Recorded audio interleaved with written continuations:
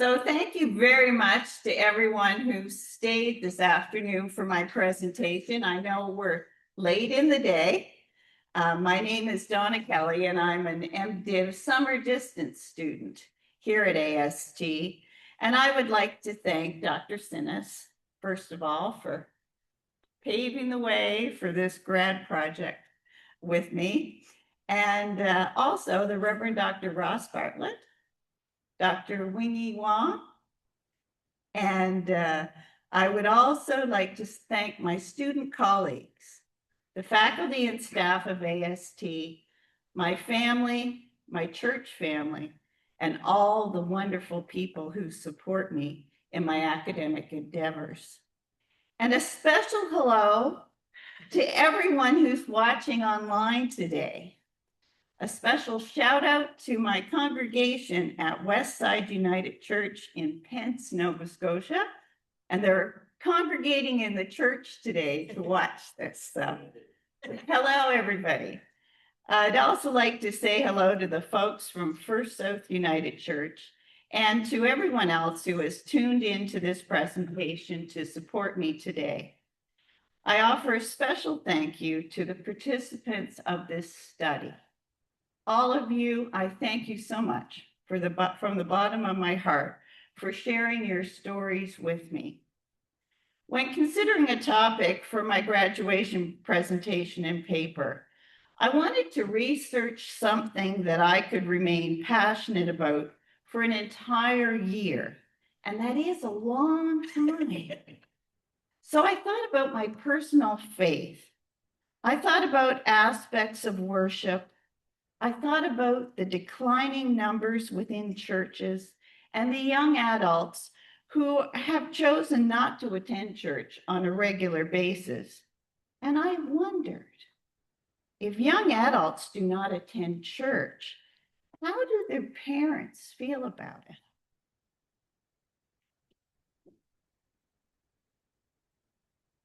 Just look at this happy baby.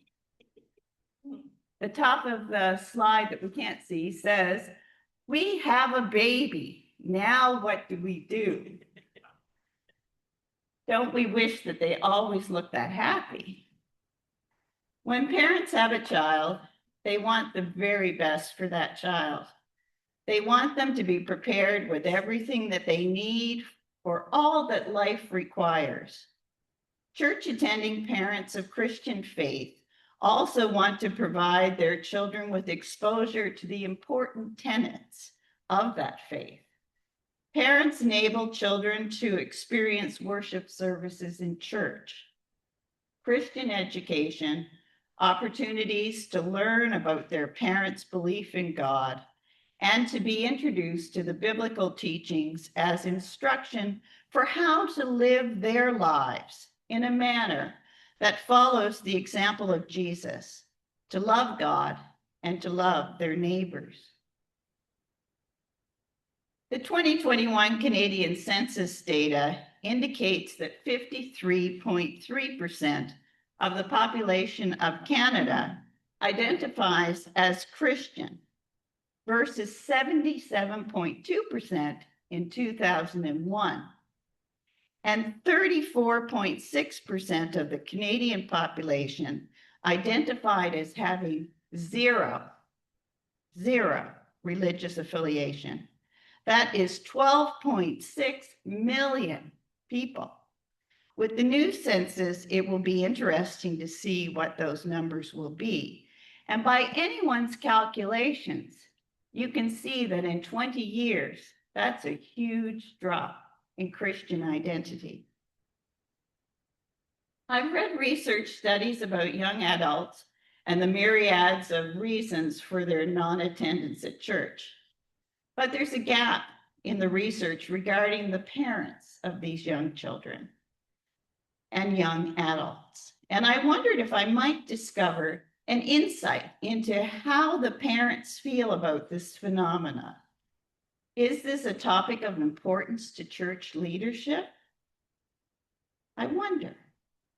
Is it an area where pastoral care is required? I wonder. How might this research be helpful to our understanding of the topic? To be transparent, I am one of those church-attending parents whose adult children do not attend church regularly.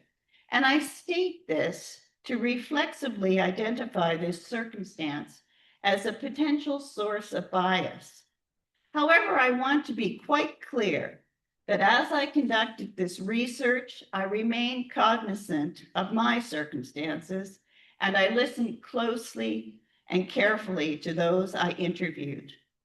Interview data was coded, themes and commonalities developed in what I believe is an objective manner. My research project was a grounded theory study, a type of qualitative research project. And unlike quantitative research, where you start out with a hypothesis and either prove or disprove it, grounded theory research begins with no hypothesis at all, just a question, no preconceived notions, just a blank slate, a wondering.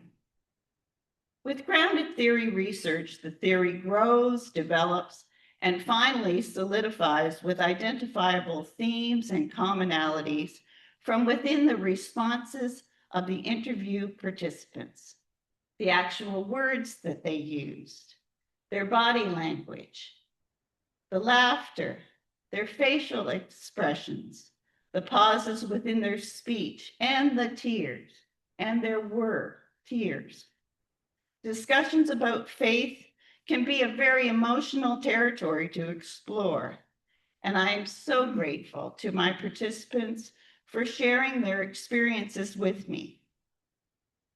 John W. Creswell and Cheryl N. Poth, in their book, Qualitative Inquiry and Research Design, provide an example of how to frame a research project with a purpose statement. And I will use that framework to state the purpose of this project. The purpose of this grounded theory study is to discover how the faith lives of church-attending parents are affected when their adult children no longer attend church. I wanted to discover, is there an effect at all? And if so, why? And if not, why? So here is my research question. How are the faith lives of church-attending parents affected when their adult children no longer attend church? When this project began, I wanted to have 12 participants to interview, and I wanted them to be drawn from several faith traditions. I had enlisted the help of the ministry personnel in my ecumenical ministerial group, as well as local United Church clergy, to recruit volunteers for the study. And I wanted to conduct the interviews in person, if at all possible. 6 out of the 7 interviews were conducted in person. Posters were distributed for displays in churches. Ministers mentioned my project at their worship services and provided pertinent information about the project. Some posted the information in their church bulletins, and some placed the information on slides during their worship services. And I'm very grateful for their assistance. When I mentioned my project to anyone that I knew, the response was always, "You will have tons of volunteers for that project." However, that was not the case. And finally, I had to personally ask people who met the criteria of being a church-attending parent who had raised their children in the church, and now the adult children no longer attended church. And I asked them if they would participate in this study. By doing so, this face-to-face asking people to participate, I was able to recruit 7 participants, and I'm grateful to them for saying yes. Thinking about this approach, if I were to undertake a similar research project in the future, I may use an alternative way of reaching potential participants, maybe social media. However, Having conducted my interviews primarily in person, I would again prefer that method as it's more conducive to a flow of conversation than over online. So who were my participants? All participants currently attended worship services at their church weekly. One participant had attended weekly for years, but now attended 3 out of 4 weeks. Others said that they may miss church if they were away, but they tried to come every week. And I asked about the participants' church background. 3 had come to the United Church from other Christian faith traditions. Participants were in their 60s, 70s, and 80s, and all had a minimum of at least 40 years of regular weekly attendance at church. I then asked them about the number of adult children they had. Some people had multiple children, either of their own or by blended family circumstances. People with multiple children had some adult children who continued to attend church regularly, some who attended sporadically, some who attended at Christmas and Easter, and all participants had at least one adult child who no longer attended church. All of the participants had at least one grandchild. And although not my intent when I began this project, all of the participants were from the United Church of Canada. I was interested to discover how these parents shared their faith at home with their children, and I asked them, did your family engage in faith practices at home? Prayer, saying grace at meal times, Bible reading, or faith discussions?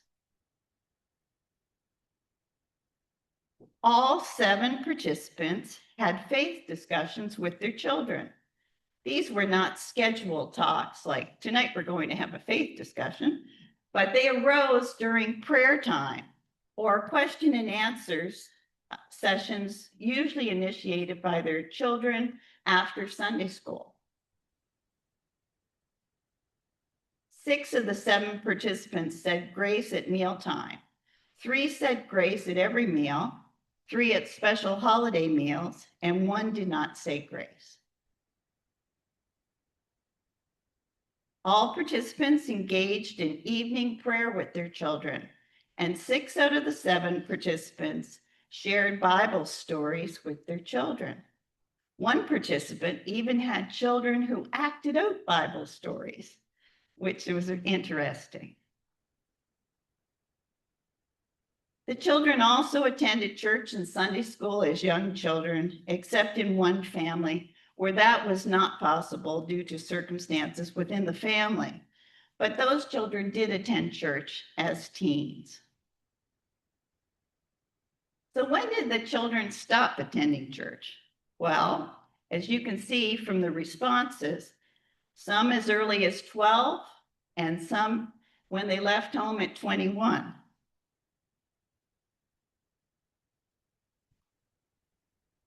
So I asked the parents, what were the perceived obstacles to church attendance for their adult children? And the responses were numerous, but they're summarized into 5 categories. Busy, complex lives was number 1. Young adults and young families have busy, complicated lives. Some were turned off by the injustices in the world and wars that were based on some type of religious type of affiliation. There was doubt in an unseen God. There were bad church experiences. And then there was the spouse effect. These reasons for non-attendance at church suggested by participants were particularly interesting and diverse. Dorothy told me that one of her adult children was planning to attend a church in a new community. And when they went there, the congregation was in a big fight with the minister, and it was not a place that offered comfort and welcome. Needless to say, they didn't go back. Relevant church programming that was designed specifically for young families was identified as lacking by one participant. And the choice of spouse as a possible obstacle to church attendance was a real surprise to me. 6 out of the 7 participants identified this as either an influence for the adult child to attend church or an influence of the adult child not to attend church. If an adult child's spouse was a regular church attender, the adult child may attend church with them. These participants indicated that they were usually in non-United Church kinds of faith traditions or non-Christian faith traditions. If the spouse was not enthused about attending church, the adult child sometimes followed their spouse and did not attend church either. This was identified by 5 participants as a possible factor to non-attendance at church for their adult children.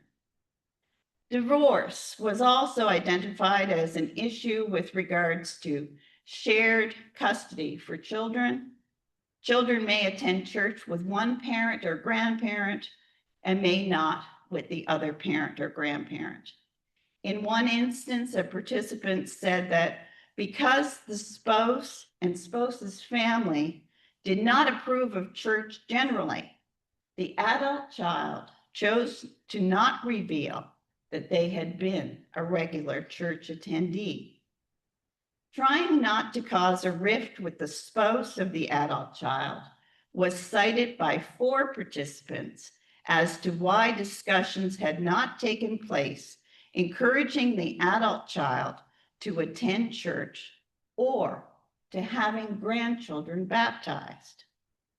The type of work that the adult child participated in was also identified as a factor in 5 adult children's lives: shift work, on-call work, weekend work, and working away where there is no church available. Summer weekend work was also identified as an obstacle to decrease teen church attendance by 3 participants.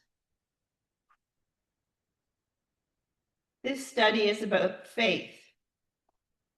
To understand what a faith life is, it's necessary to understand what faith is. And faith is an exceptionally large topic, so much so that the Westminster Dictionary of Theological Terms provides a short definition, as well as 19 additional relational terms associated with the term faith to further explain it. The brief definition cited states, in Christianity, belief, trust, and obedience to God as revealed in Jesus Christ. It's a means to salvation or eternal life. The definition continues, stating, faith affects all dimensions of one's existence: intellect, emotions, and will. For studying faith effects and the processes associated with changes to an individual's personal faith because of circumstances, a deeper definition is required. The one that I found was from Alistair E. McGrath in the book Christian Theology, and it offers a more in-depth definition stating that we need to note a distinction between 2 senses of the word faith. Christian theologians have traditionally distinguished faith understood as a set of beliefs and faith understood as an act of believing. He goes on to say that there is a general consensus that both elements need to be part of a proper understanding as faith affects the human mind, the heart, and the will. A biblical definition of faith is offered in the book of Hebrews, chapter 11, verses 1 and 2. Faith is the assurance of things hoped for and the conviction of things unseen.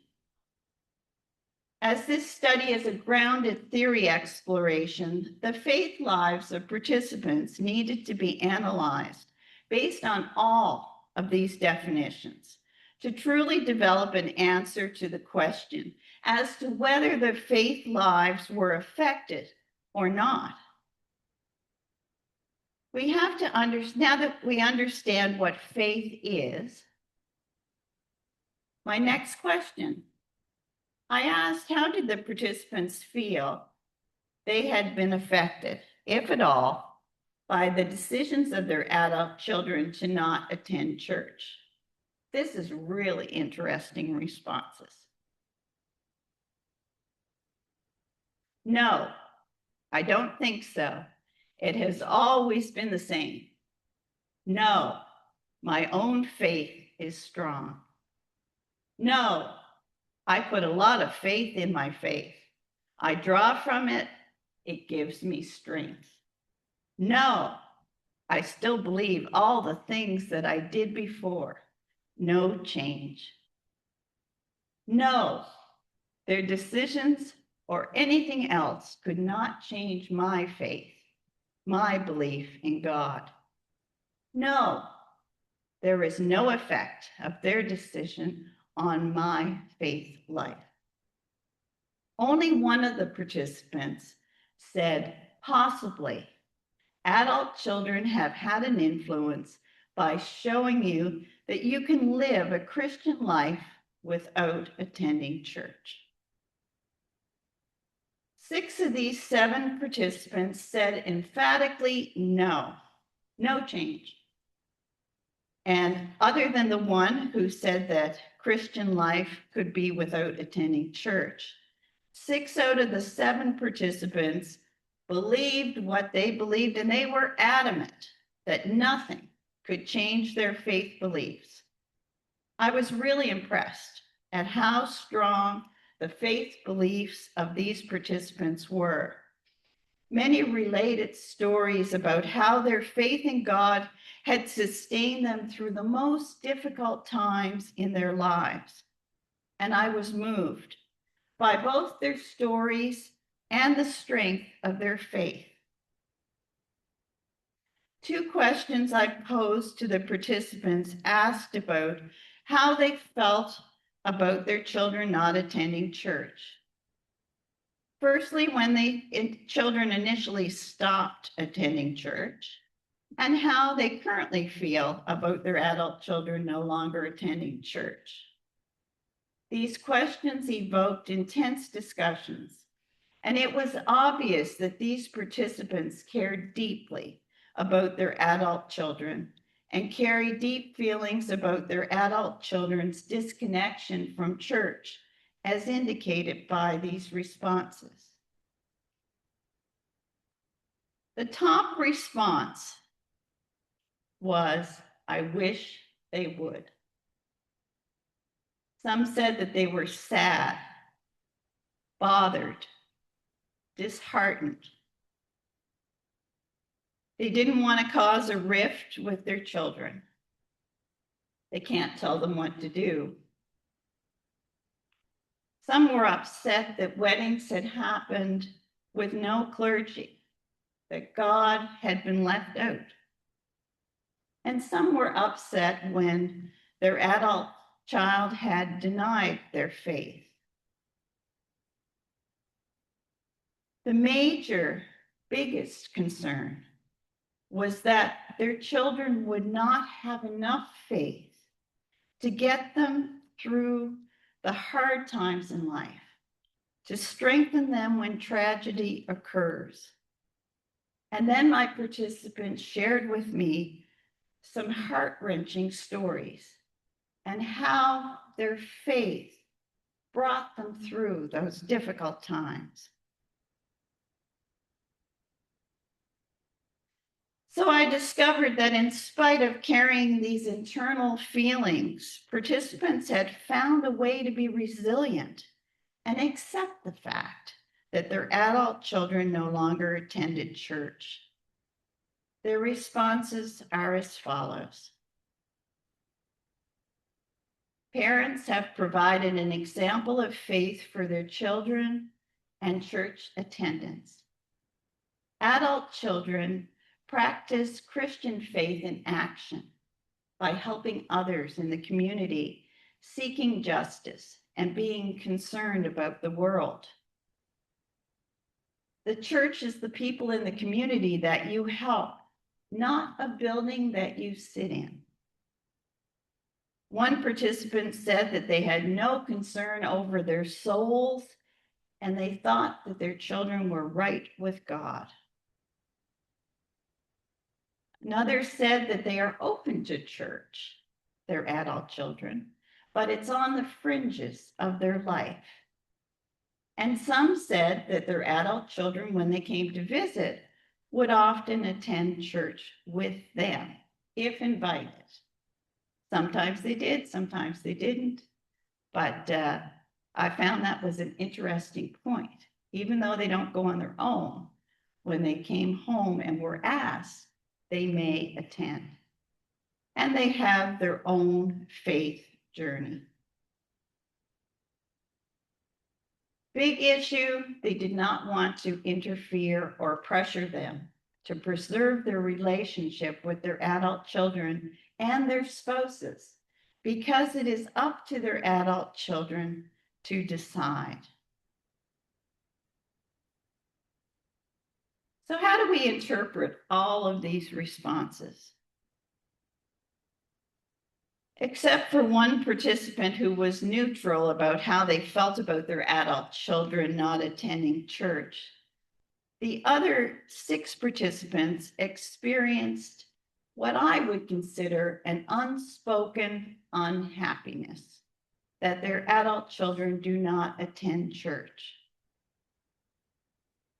Parental resilience has been based upon the acceptance that their children are now adults who make their own decisions, and that this is a personal journey of faith for each of them.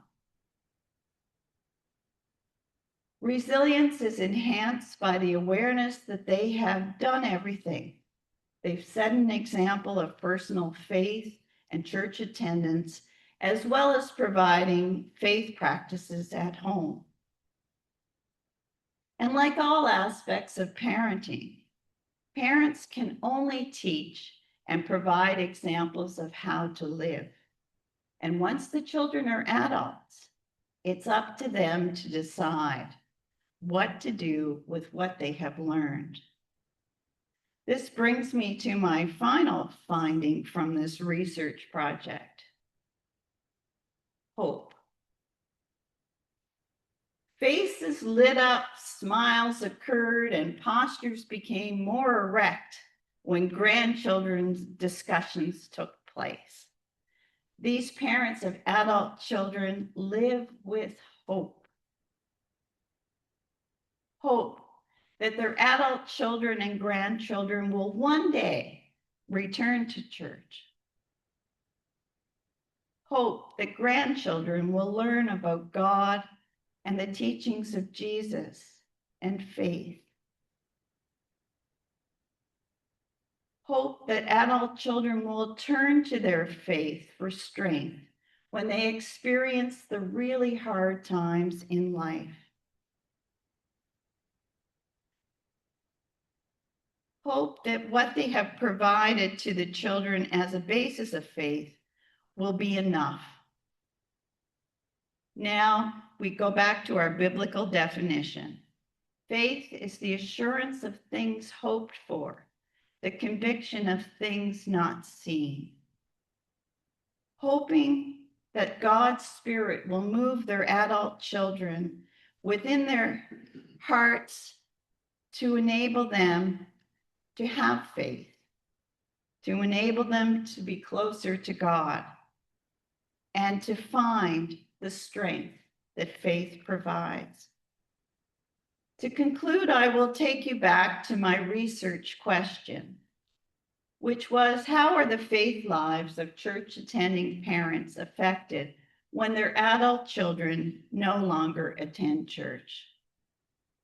Remembering the definitions of faith as previously presented, that faith affects all dimensions of one's existence, intellect, emotions, and will, that faith is a set of beliefs, an act of believing, and both elements needing to be part of that definition to properly understand faith. And faith is the assurance of things hoped for, the conviction of things not seen.